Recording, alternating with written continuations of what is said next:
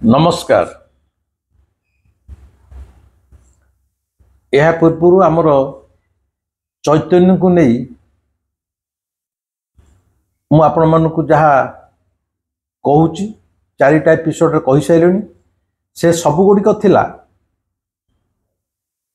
जे चैतन्य को चैतन्यकर मृत्यु रहस्यटा को कहीं सन्देह घेर आज जाए रखा जाइछि तार विभिन्न दिग प्रति मु आलोकपात करी आज मध्य तारी उपरे चैतन्य भली जने दिव्य पुरुष जहाकू नर रूपी जगन्नाथ बोली तांकर अनुगामी माने वैष्णव धर्मावलंबी माने विवेचना करि थांती से भली जने दिव्य पुरुषंकर मृत्यु को नहीं दीर्घ 600 वर्ष धरी एभली साधारण मनुष्य मन रे संदेह रहिबाटा आदौ उचित नुहे, ठीक मध्य नुहे। प्राय देखा जाए केवल भारतवर्ष नुह समग्र विश्व रे जो जो महापुरुष माने जन्मग्रहण करिसंती प्रत्येकंकर जन्म तिथि माने से केबे जन्म होइथिले ताकू नहीं प्रश्नवाची थाए।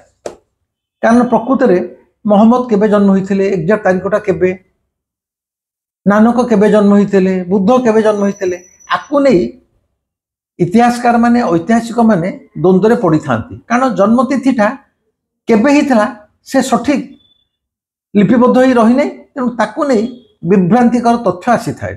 किंतु मृत्यु को लेकिन कौन सी महापुरुषों क्षेत्र में मृत्यु तारीख को नहीं केबे कौन सी द्वंद्व सृष्टि हो नहीं।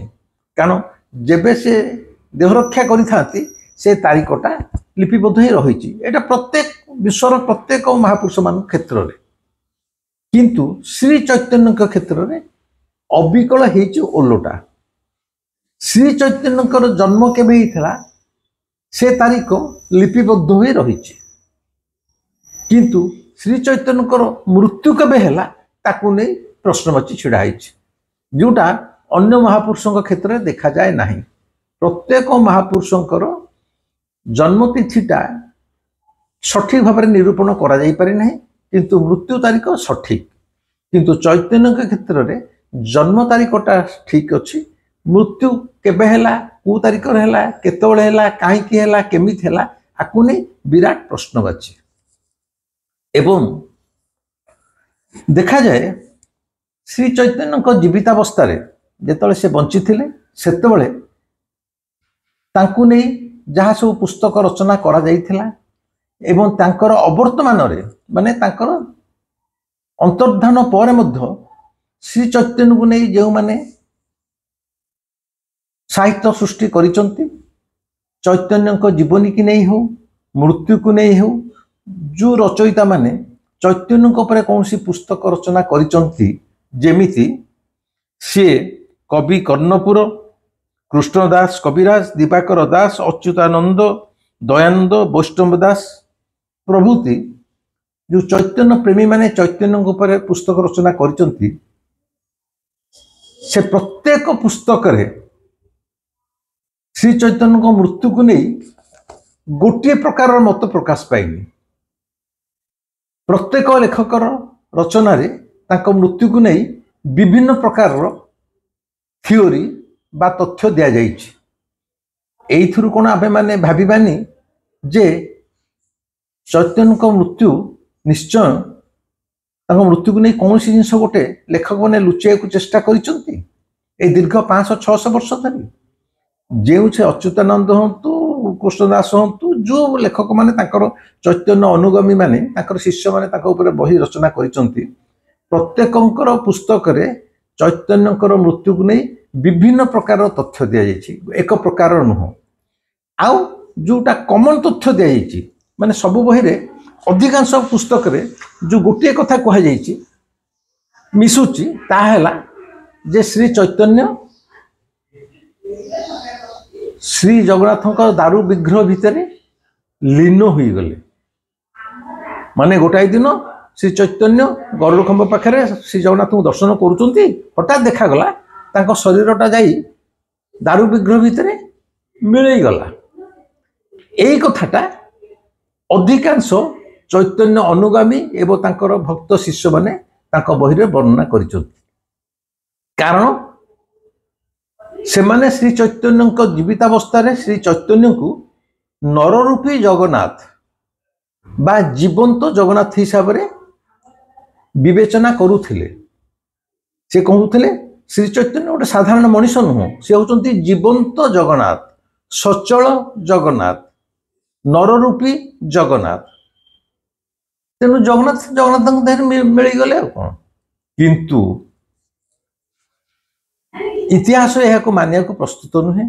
मु तो आदौ नुहे कौन सी विज्ञान सम्मत तथ्यनिष्ठ जुक्ति थाई कौन से मनीष आपको ग्रहण करिव नहीं। कारण श्री चैतन्य हेले जने रक्त मांस शरीर मनीष, दारू विग्रह हेले काठर दारू। गोटे काठ भितर गोटे रक्त मांस शरीर आदौ मिले जाई पारिबो नहीं आदौ। सेणिकी तांकर अनुगामी माने भक्त अंध भक्त माने आपको जेते बढ़ई चढ़ई की कहतु लेखंतु एटा आदौ ग्रहण योग्य नुहे। गोटे मैटर भितर गोटे स्पिरिट मिसी पारिबो नहीं। मैटर हला दारू विग्रह, स्पिरिट हला चैतन्य। से देह को मिसी पारिबे नहीं।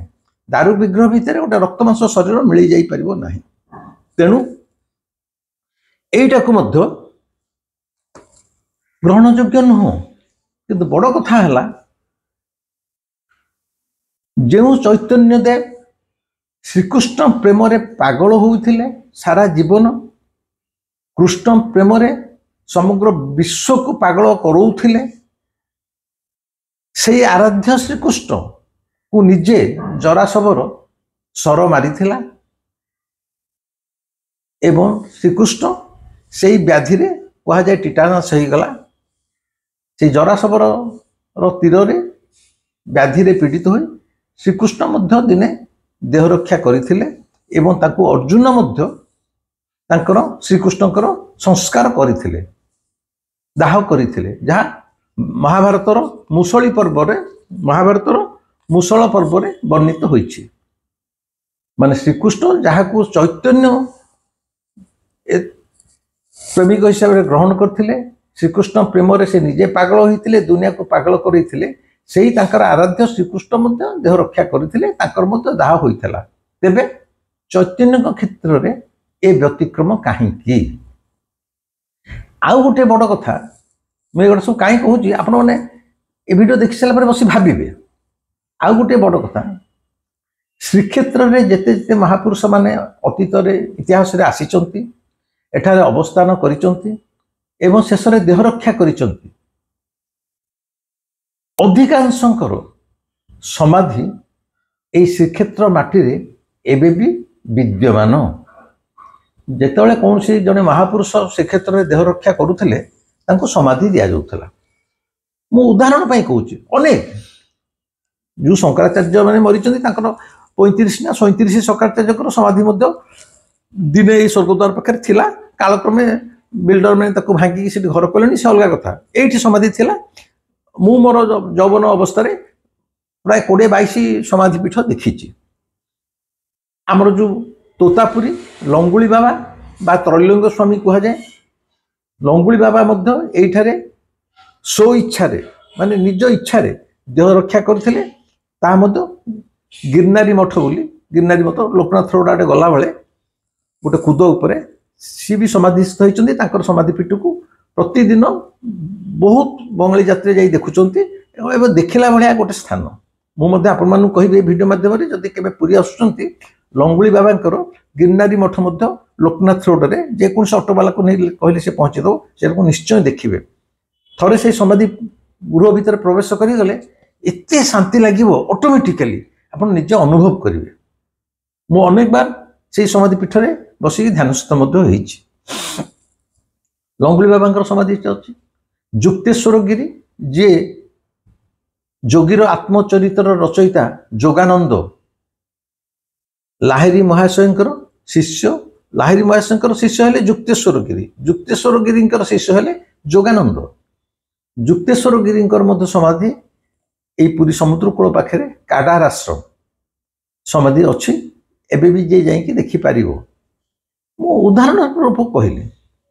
तेणु जो जो महापुरुष मानकर मृत्यु होती समस्त समाधि पीठ ये श्रीक्षेत्र अच्छी, किंतु केवल जन को छाड़ी सी हेले श्री चैतन्य। आपण मैंने जानते कि नहीं मुझे जानी।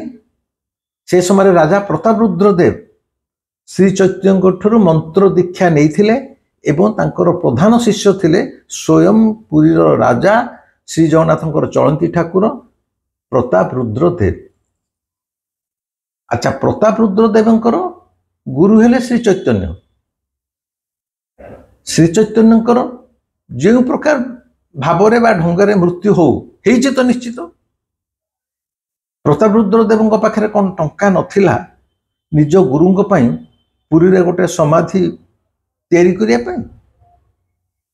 एटा पर भाबंतु टिके गभीर भाव में। जो राजा कर गुरु हेले श्री चैतन्य, श्री चैतन्य पई प्रतापरुद्र देव तांकर समग्र जीवनटा उत्सर्ग कर देथिले। शेष समय श्री चैतन्यकर मृत्यु होउची, अथच तांकर पुरी सहर रे कोठी खोजिले गोटे समाधि मिलू नाही।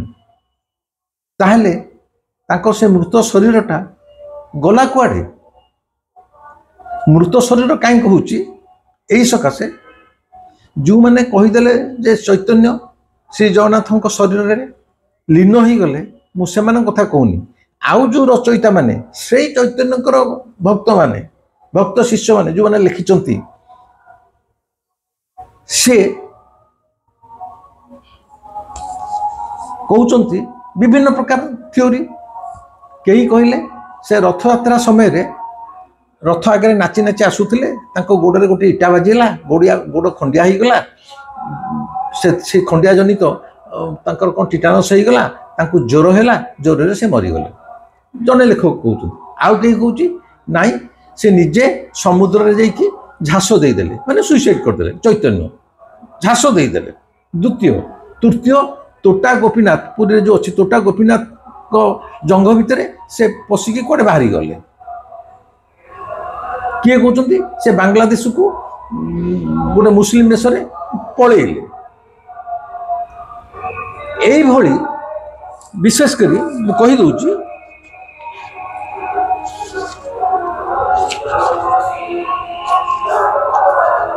टिके टिके खाली रुहतु मुझे कहीदे।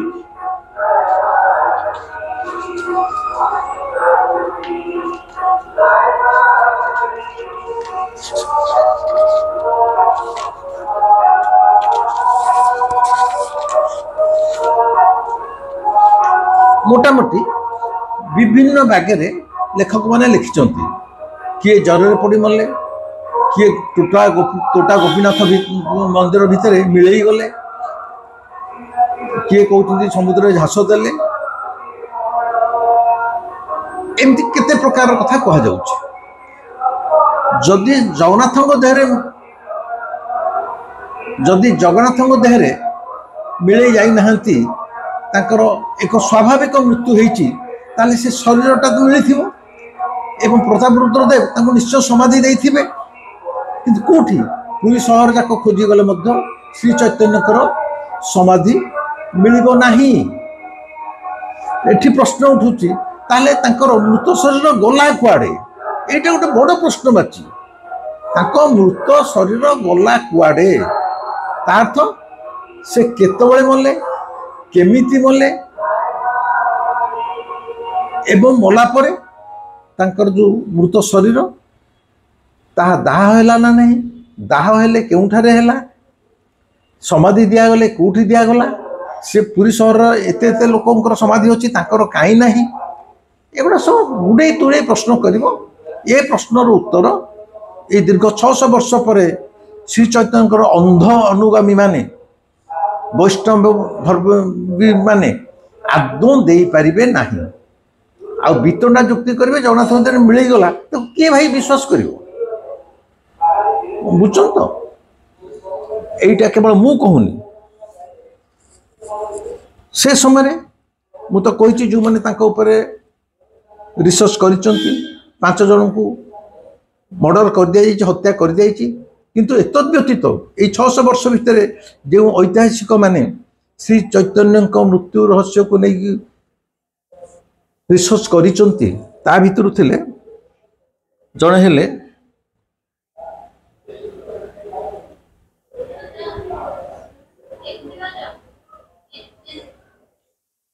दिनेश चंद्र सेन, राय बहादुर खगेंद्रनाथ मित्र, डॉक्टर विमान बिहारी मजुमदार, डॉक्टर निहार रंजन राय, डॉक्टर जयदेव मुखर्जी एमाने सब तांको उपरे गवेषणा करिसंती।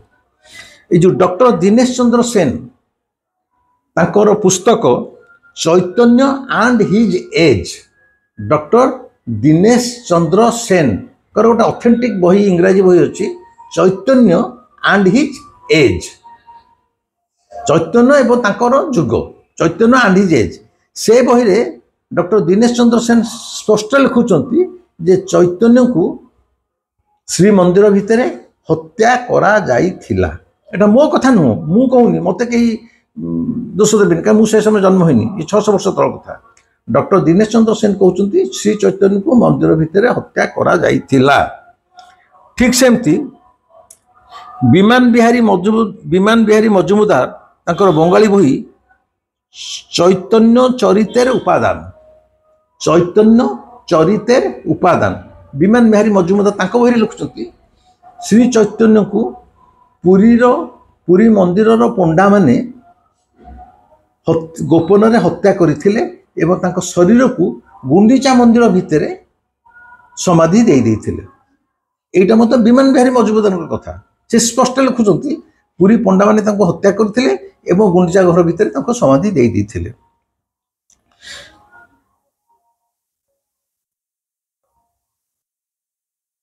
एवं मु तो आगुरु कहिछि जयदेव मुखर्जी पाखक निहार रंजन राय जो चिठी देइथिले 76 मसीह बांग्लादेश जे से चैतन्य को गुप्त भाव में हत्या करा जाइछि, से शब्दटा व्यवहार करथिले गुप्त भाव में हत्या करा जाइछि।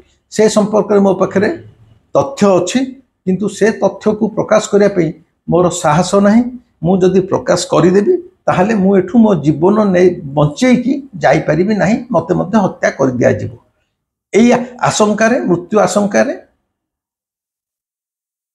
ये मध्य किए से आमर जयदेव मुखर्जी पाख जो निहार रंजन राय चिठी देइथिले सी मध्य एटा सूचना करिसंती। तेनु आंको ऊपर जो माने गवेषणा करिसंती से निहार रंजन राय हो, दिनेश चंद्र सेन होंतु कि विमान बिहारी मजुमदार होंतु, एमानक समस्तंकर गोटे कथा जे श्री चैतन्य को श्रीमंदिर पंडा माने हत्या करिसंती। किए कहूँ गुप्त हत्या होइछि किंतु हत्या करा जाइछि। एमाने तो कहीं चैतन्य शत्रु नथिले, एमाने गवेषक ताके गवेषणा लब्धरू से निष्कर्ष रे पहुंचती।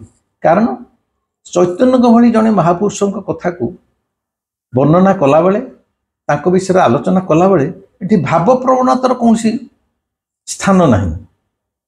आपण माने भाव प्रवणतार चषमा भितर तांको जदि देखिबे जेमती नील चषमा भितर सारा दुनियाटा नील दुसिब, आपण जदि इमोशनाल हेकी से आम गुरु चैतन्य जने नररूपी जगन्नाथ थिले एगुड़ा सब इमोशन कथा। इतिहास पाखे इमोशन कौन स्थान न था। इतिहासटा बड़ निष्ठुर बड़ वास्तववादी, जहाँ घटी गवेषणा कले इतिहासर माटी तल को आड़ेले से सत्यटा ही मुंड टेके। तमें से सत्यटा को किछि दिन पे लुचेई दे पारो, घोड़े दे पारो, माटी तले पोती दे पारो, किंतु सत्य एभली विभत्स एभली निष्ठुर से दिने ना दिने मुंड टेकिकी आखि मिटिका मारे। तेणु कहिबार कथा हला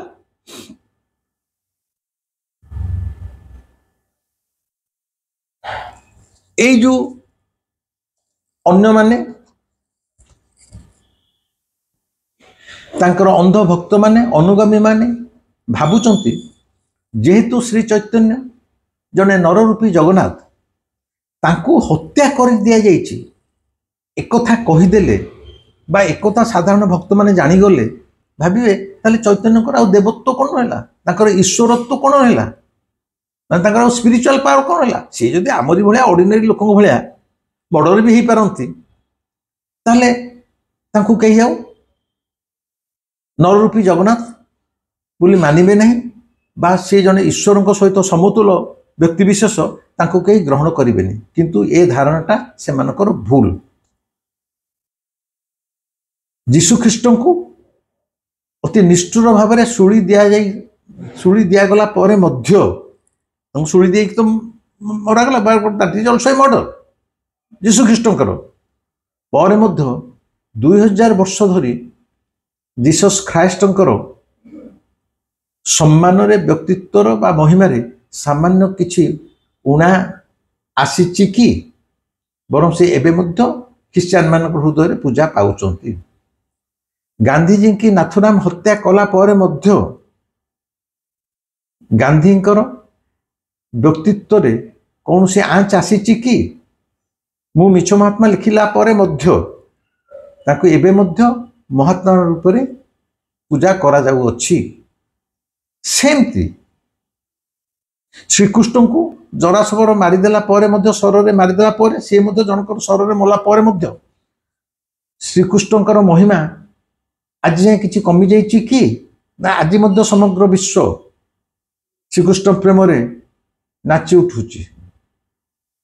କହିବାର କଥା ହେଲା, ଶ୍ରୀ ଚୈତନ୍ୟଙ୍କୁ ଯଦି ସତରେ ହତ୍ୟା କରାଯାଇଥାଏ ବା କରାଯାଇଥିଲା, ଏହି ସତ୍ୟକୁ ସ୍ୱୀକାର କରିଯିବାରେ ଶ୍ରୀ ଚୈତନ୍ୟଙ୍କର ସାମାନ୍ୟ ତାଙ୍କ ବ୍ୟକ୍ତିତ୍ୱରେ କୌଣସି ଆଞ୍ଚ ଆସିବ ନାହିଁ, ବା ତାଙ୍କର ଯେଉଁ ଈଶ୍ୱରତ୍ୱ, ତାଙ୍କ ଭିତରେ ଯେଉଁ ସ୍ପିରିଚୁଆଲିଟି, ସେଥିରେ ମଧ୍ୟ କୌଣସି ଉଣା ହେଇଯିବ, ବା ତାଙ୍କୁ ଲୋକ ଭାବିବେ ନାଇଁ ଇଏ ଲୋକଟା କିଛି ନଥିଲା, ଇଏ ଗୋଟେ ଫାଲତୁ ସାଧାରଣ ଲୋକ ଥିଲା, ଏମିତି କେହି କହିପାରିବେ ନାହିଁ। ତେଣୁ ଯେମିତି ଶ୍ରୀକୃଷ୍ଣଙ୍କୁ ମାରିଲା ପରେ ମଧ୍ୟ ସେ ତାଙ୍କର ସେ ଈଶ୍ୱରତ୍ୱ ଅଛି, ଯୀଶୁଖ୍ରୀଷ୍ଟଙ୍କୁ ହତ୍ୟା କଲା ପରେ ମୋ ଶୁଳିରେ ଚଢ଼ିଲା ମତେ, ତାଙ୍କର ମଧ୍ୟ ଈଶ୍ୱରତ୍ୱ ସେମିତି ଜାହିର ହେଇକି ରହିଛି। ଗାନ୍ଧୀଜୀ କି ମଧ୍ୟ ଗୁଳିକିରି ମାରି ସାରିଲା ପରେ ତାଙ୍କର ମଧ୍ୟ ମହାତ୍ମା ପୁଣ୍ୟ ସେମିତି ଝଟକୁଛି। ଅବିକ ସେମିତି ଶ୍ରୀ ଚୈତନ୍ୟଙ୍କୁ ହତ୍ୟା କରି ଦିଆଯାଇଥିଲା, ଏ ସତ୍ୟଟାକୁ ଗ୍ରହଣ କଲା ପରେ ମଧ୍ୟ ଶ୍ରୀ ଚୈତନ୍ୟଙ୍କର ଭାବମୂର୍ତ୍ତିରେ କୌଣସି କ୍ଷତି ହେବ ନାହିଁ। କିନ୍ତୁ ଏତକ ମାନିବାକୁ ତାଙ୍କର ଅନ୍ଧ ଅନୁଗାମୀମାନେ ପ୍ରସ୍ତୁତ ନୁହନ୍ତି।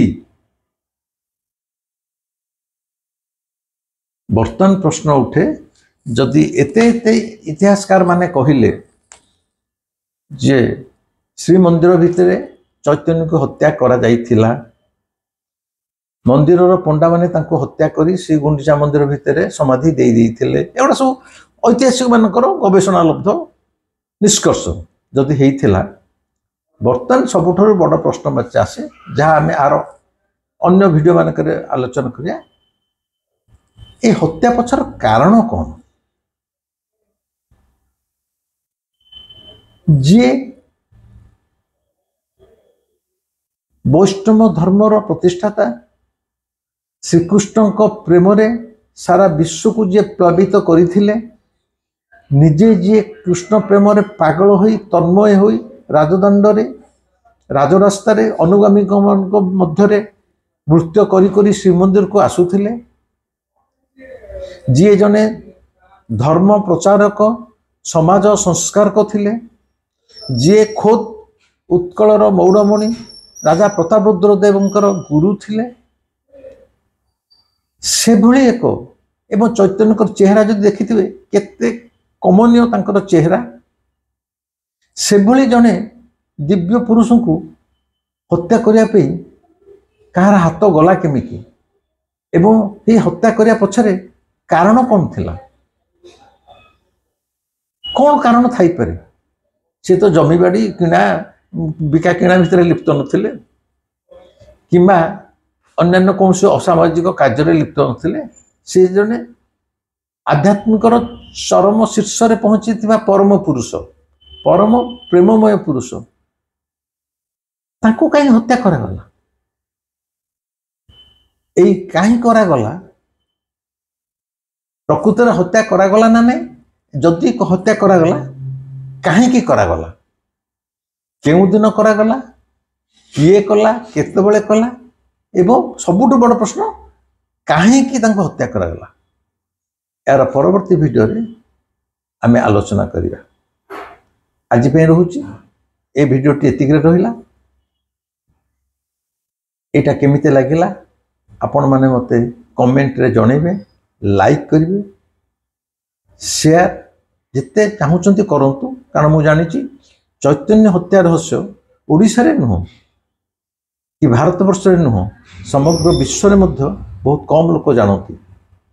या मध्य मु आत्मसंतोषर सहित कहूची कालुर निर्देश रे कालुर प्रोत्साहन रे मु ही छोटिया मनीषटीए एई हत्या रहस्य को उन्मोचित करिछि। मोर बही ओडिया रे बाहर जाइछि से केउठी श्री चैतन्य को अंतर्धान रहस्य से केउठी बहिर ना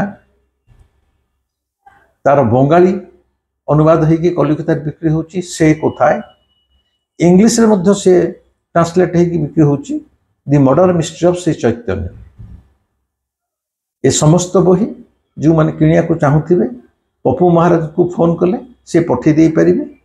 तांको नंबर टिपिक रखंतु 9853431018